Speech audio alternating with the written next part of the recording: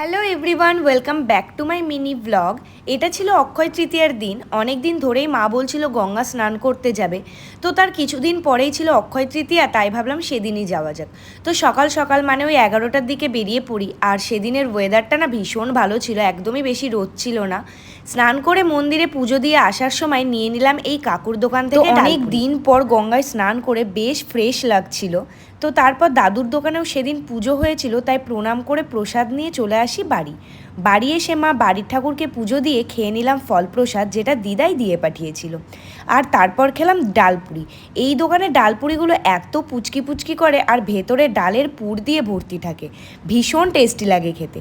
তারপর বিকেলের দিকে দেখি ঝমিয়ে সে কি বৃষ্টি থামার পর বাড়িতে ভীষণ বোরিং লাগছিল, তাই বেরিয়েছিলাম মমির সাথে চা খেতে। বৃষ্টির পর এই ঠান্ডা ঠান্ডা ওয়েদারে বাইরে গিয়ে চা না খেলে কি আর হয়।